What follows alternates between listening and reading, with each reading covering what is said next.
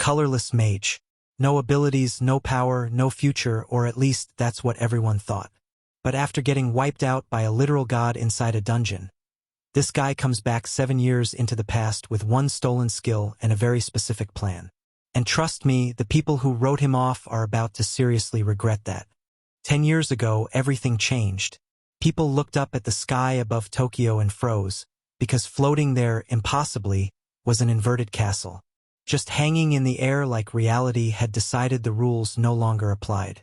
And as if that wasn't enough, dungeons started popping up all across Japan at the same time. People awakened mana. And just like that, a whole new world was born. Those with real talent, the mages, dove headfirst into those dungeons and came out rich and famous.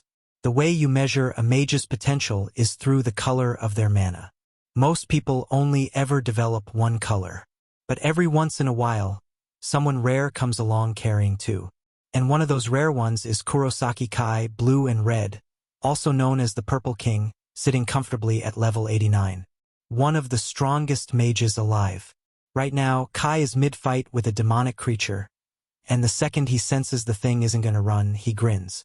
That's all he needed to know. The demon charges. Kai activates his demonic spear skill and launches it, clean, direct hit. The creature drops. Kai walks over, picks up the loot it left behind, and that's that. Clean and effortless, like everything always is for him. But off to the side, someone is standing in a corner completely lost in thought. Kai notices, walks over, tosses the drop right onto the guy's head, and tells him to pay attention and grab it quickly. That guy is Kurosaki Rei, Kai's older brother. And yeah, the older brother of the Purple King is a colorless. No mana color at all. Level 1. It's about as rare as having two colors, just for entirely the wrong reasons. Rei knows exactly what people think of him. He knows he's considered incompetent. He knows he's only in this group because his brother took pity on him. But even still, he couldn't give it up. That thread of hope that maybe, someday something would awaken in him. So he kept showing up. Kept working as a porter. Kept clinging to that thought, however naive it might have been. So there they are, exploring the dungeon together, until eventually the group reaches a massive door. Someone in the group comments that it's the boss room, and that based on how things have gone so far, the boss should be manageable. Famous last words. The moment they step through, they scan the room and spot something ahead. Kronos, the god of time and space. Unknown level. That alone should have been the warning sign. But Kai? He barely flinches. He sizes Kronos up, decides he doesn't look like much, preps his demonic spear skill, and launches it. Kronos reaches into a subspace, pulls out a sword, and deflects the attack like it's nothing. No effort. No reaction. Just done. And that's the moment Kai's confidence evaporates. He genuinely cannot process what just happened. Then Kronos locks eyes with him, and the pressure alone is enough to paralyze him. Before Kai can even move, one attack puts him down. The entire group watches in horror. The Purple King, one of the strongest mages alive, was just wiped out in seconds. Rei watches his younger brother get eliminated and his mind just short-circuits. He looks at Kronos, barely able to process it. The rest of the group panics and bolts for the exit, and they get taken out too. One by one. Rei hits the ground, completely overwhelmed. And then Kronos turns toward him, almost amused, and asks him directly, "Aren't you a complete colorless?" Rei clenches his fist. He thinks about everything he hasn't done yet, everything he hasn't achieved. He grabs his sword. He stands up, trembling, barely holding it together, and tells himself he can't die here. Not yet. Kronos actually finds this interesting. A nobody, a colorless, standing up to face him. He acknowledges it, even compliments it in his own twisted way. Then he prepares his attack anyway. He tells Rei he'll give him a little test, and then immediately hits him with a devastating strike before Rei can even brace for it. Rei gets obliterated. Just like that. But then Kronos pauses, comments that he may have gone a bit too far, and then he uses his rewind skill. Rei snaps back, completely intact, like it never happened. He's completely confused, wondering if he was healed somehow. Then Kronos fires off his flames of despair. a massive wave of fire heading straight at Ray. But this time, Kronos actually gives him a moment to think. He watches, laughing, curious what the boy will do. Ray glances behind him. There's a sword, the one Kronos himself created. Ray figures mediocre attacks aren't going to cut it, but a weapon made by the boss himself might actually have an effect. He runs for it, grabs it, and braces for the flames. The blade dissipates them. It actually works.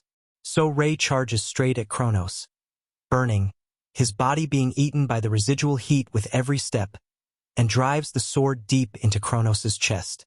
He actually lands the hit, but Kronos just laughs and rewinds again. Ray is snapped back to before the strike.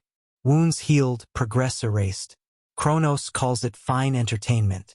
Ray drops the sword, falls to his knees and thinks, with everything he has, that none of it mattered. Everything he did was completely useless. And then, out of nowhere, a system screen appears in front of him. Warning: presence of a god of time and space confirmed. The seal on the black skill has been lifted. Kronos notices something is off. The system continues: extra skill, steel skill acquired. And then the part that changes everything. The rewind skill belonging to Kronos has been stolen. Ray can barely process what he's reading. Kronos is furious, genuinely enraged, demanding to know how a mere human dared to take his skill. Ray doesn't overthink it. He uses the stolen rewind skill immediately. Space and time crack open, and Ray gets thrown backward, regression executing, hurtling into the past at a moment of his own choosing. He wakes up in a bed, disoriented. He stumbles to the mirror and stops cold. He's looking at a younger version of himself. He wonders if it was a dream, then looks out the window. The inverted castle is still white, and he knows what that means because he remembers. The castle was white until 7 years ago, slowly darkening over time, and when it finally turned completely black, the door opened and Kronos walked through. So if the castle is still white right now, then he's gone back. 7 years back. He checks his phone. The date confirms it. He opens his skill window. There's only one skill listed, the steel skill.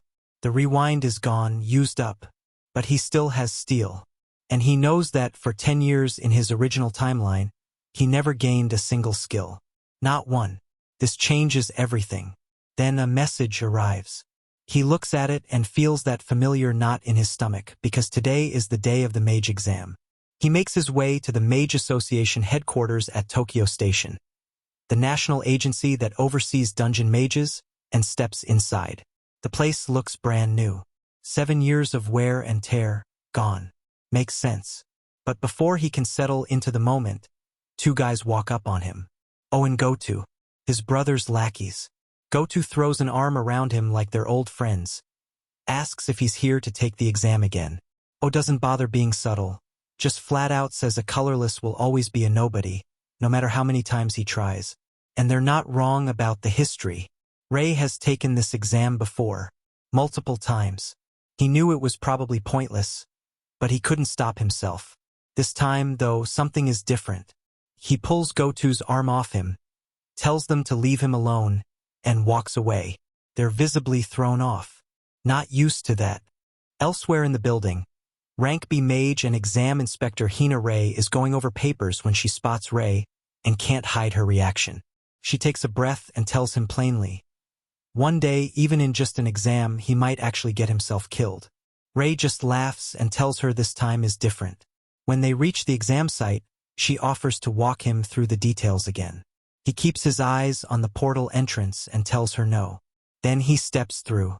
The objective is simple: collect 3 magic stones from goblins to pass.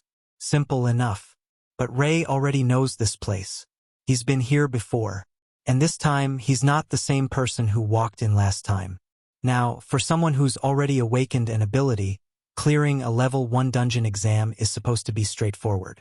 Grab 3 magic stones from goblins, done. Ray knows this. He's done this before or tried to. But he also knows something else. Something that nobody else in this dungeon right now is aware of. It doesn't take long before something starts moving through the shadows. And Ray's stomach drops the second he sees it. A Red Hood Goblin. Level 37. In a level 1 dungeon. That is not supposed to be here. Hinata sees it too and immediately loses it, screaming, demanding to know why a level 37 monster is here. She doesn't wait for an answer. She draws her sword and charges straight at it, yelling at Rei to run. Rei freezes, not from fear, but because he already knows how this ends. In the timeline before he rewound, Hinata fought this exact creature to buy him time to escape. She couldn't beat it. The level gap was too wide. She held on long enough for Rei to get out, and in doing so, took damage so severe she had to retire from being a mage entirely. Her career over. And Rei had carried that with him ever since, knowing it was his fault. His incompetence cost her everything. The Red Hood is already overwhelming her. She's struggling to keep up with its attacks, defense crumbling under the pressure. And then it breaks through, sends her flying hard across the dungeon floor, just like before, right on schedule. But this time Rei doesn't run. He steadies himself, locks eyes on the Red Hood as it turns toward him, and prepares. He knows exactly what this thing can do. It has a skill that boosts its physical capabilities, which is why normal attacks just bounce off it. Rei throws his dagger anyway, not to hurt it but to test it. The creature blocks it effortlessly, confirming everything he already knew. So Rei jumps, closes the distance fast, and drives a punch straight into the center of the Red Hood's face. The creature staggers. Then something shifts, it goes still for a second, confused, like it's trying to figure out what just happened to it. And then Rei's system notification fires off. The body enhancement skill has been stolen from the Red Hood. Physical capacity increased. That's all he needed.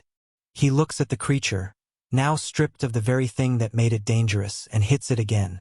One strike. It goes down. Rei exhales and says what he's thinking out loud. Now that he's taken its skill, it's nothing but dead weight. Hinata is staring at him like he just rewrote the laws of physics. She picks herself up and asks him, voice barely steady, how he did that. How he just one-shot a level 37 monster. Rei takes a breath and thinks through his answer carefully. His steal skill, the ability to steal other abilities, is a black skill. He has no idea how people will react to that, and right now he's not willing to find out. So he tells her it was just a coincidence. She does not accept that answer. At all. But before she can push further, she shifts into Inspector mode. With a Regulars class monster appearing in a level 1 dungeon, she says the exam needs to be cancelled and the agency has to be notified. Standard protocol.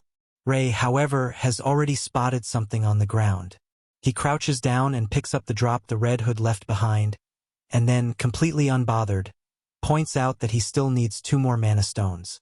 Hinata turns on him, tells him in no uncertain terms that right now is absolutely not the time. And then, as if the dungeon heard him, a small group of goblins comes shuffling around the corner. Rei almost laughs. Perfect timing. He doesn't even let them get close. One strike, all of them gone. Clean sweep. Hinata watches with her mouth open. Rei collects the dropped mana stones and asks if he can keep them.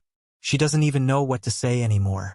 Later, outside the main headquarters of the Mage Association, Hinata hands Rei his mage license. He holds it and just stares at it.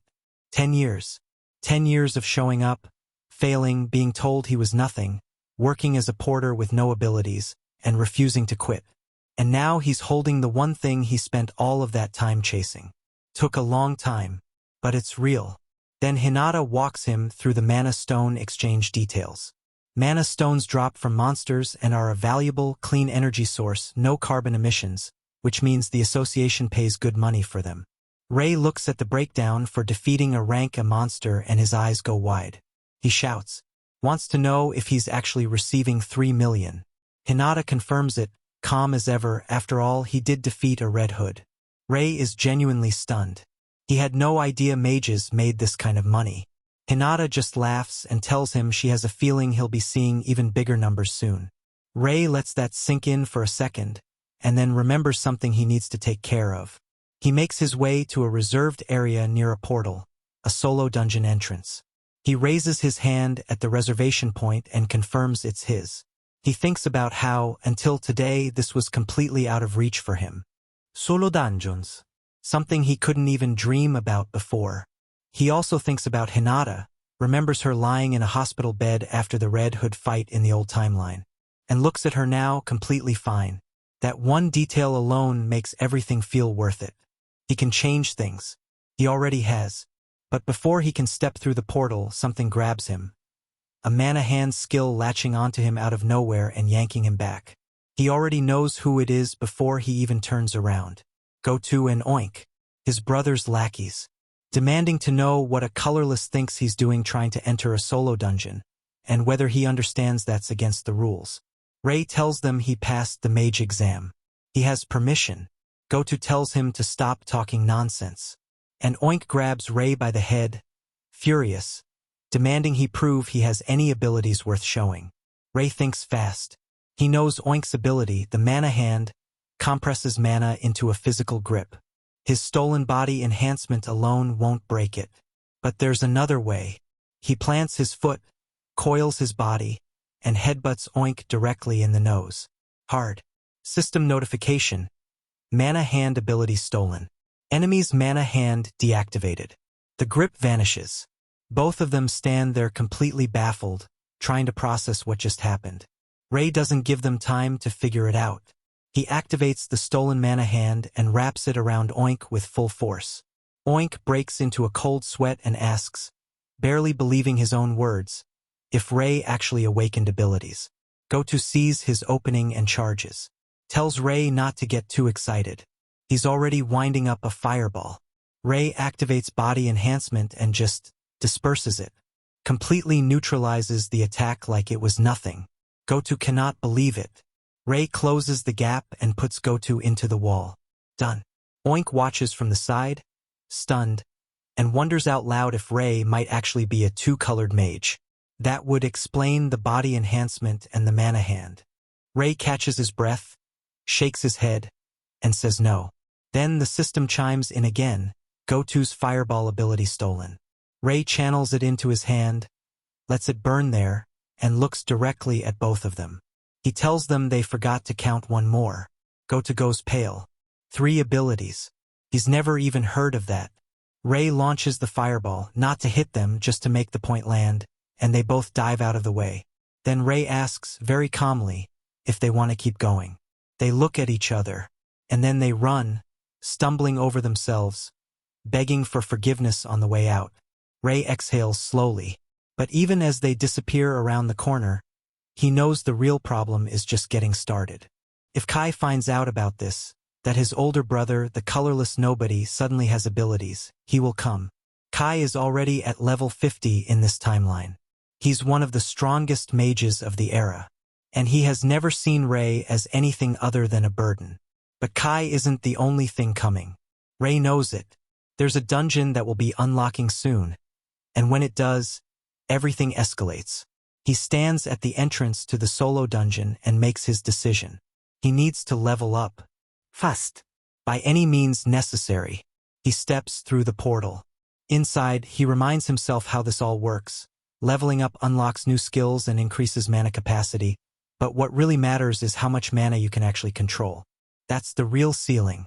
And then an explosion goes off right in front of him. A level 38 flame mage appears out of nowhere. Ray pulls up his stolen fireball skill. He can barely control it, the technique is the same, but the level gap between him and his opponent is massive, and that gap shows in every detail of how the skill behaves. The flame mage doesn't give him time to think. Fireballs come in fast, multiple at once. Some of Ray's shots connect and cancel them out, but others keep coming. He throws himself sideways to avoid getting hit, lands, resets. He can't win this straight up. He knows that, but then something clicks. He jumps toward the flame mage, directly at him, and while closing the distance he runs through the logic. It doesn't matter how high someone's level is. There is one universal truth. After any skill activation, there is always a brief opening. A moment of vulnerability. Always. Ray activates body reinforcement and locks onto that window. 2 seconds. That's all he'll get. But 2 seconds is enough. Ray closes the gap and puts everything into one punch. Straight into the flame mage's face. The impact sends him flying across the dungeon floor. And right on cue, the system fires off a notification. Fireball skill successfully stolen. The flame mage hits the ground, scrambles back to his feet, and immediately tries to use his skill again. Nothing happens.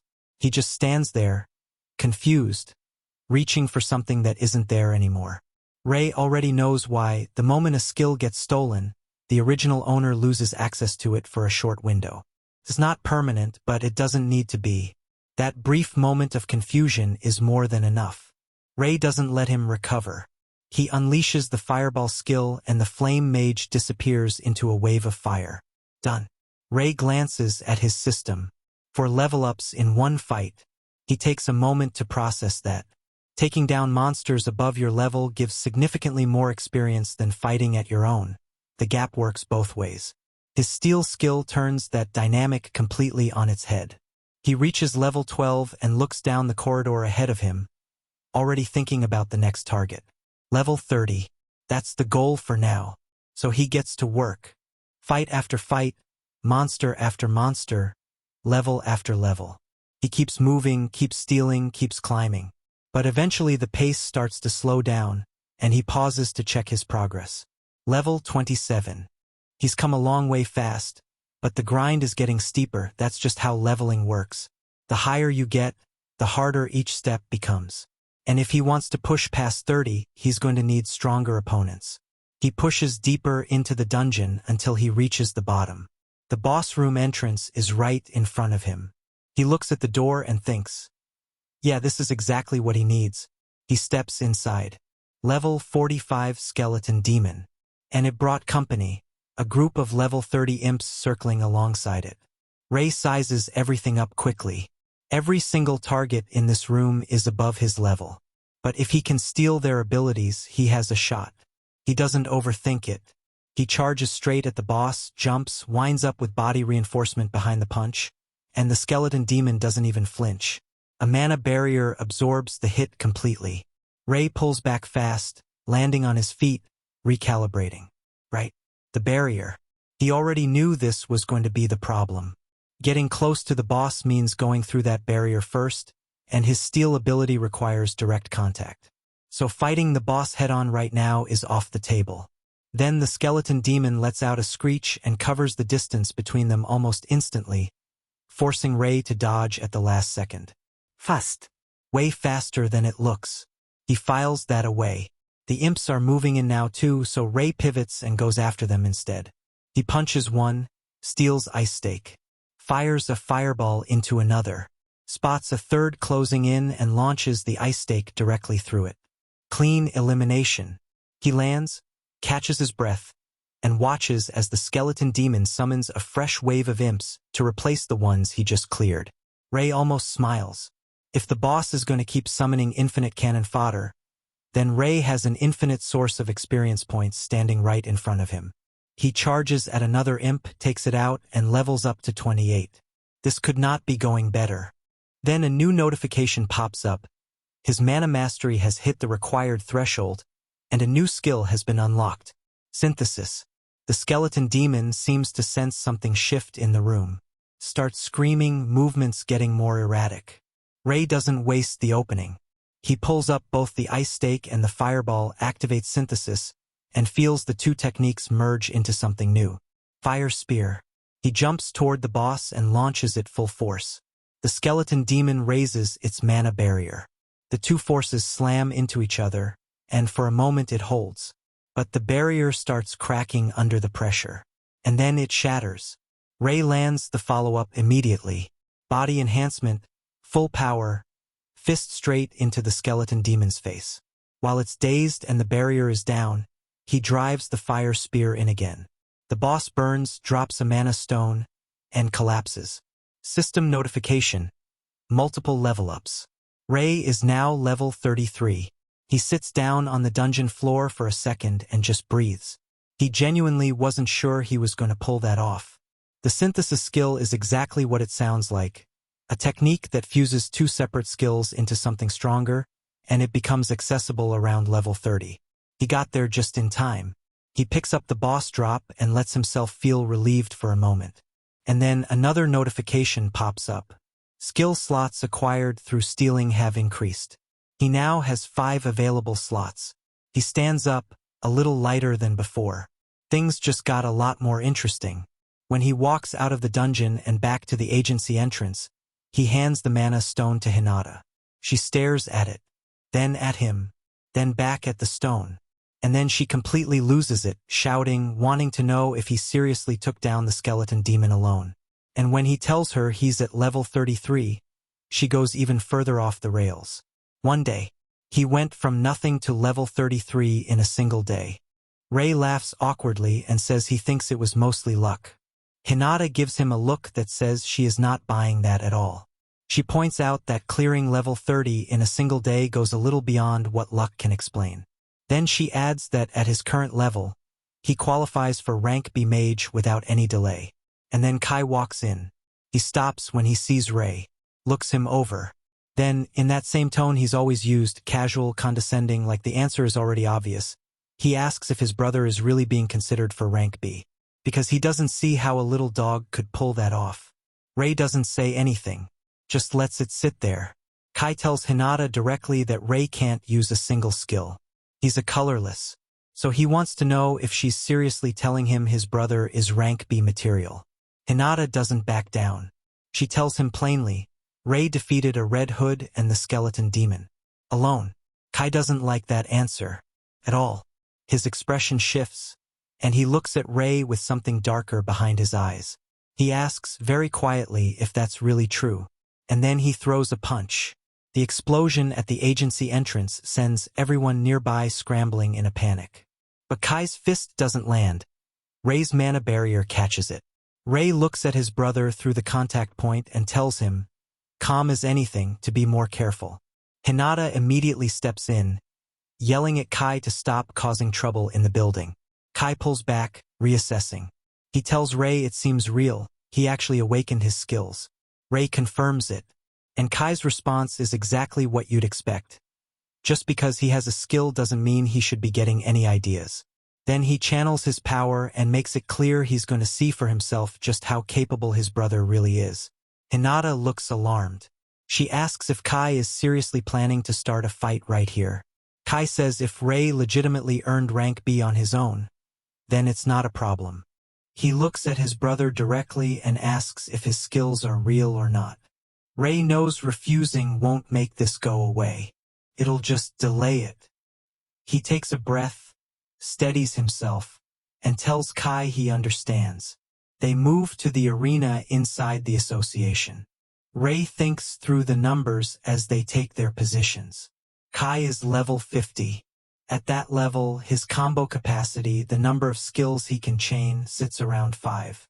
Ray's level 33 limits him to roughly 3. On paper, this fight is already decided. So he needs to close that gap before Kai can use it against him. Ray acts first. Ice Stake, launch straight at Kai.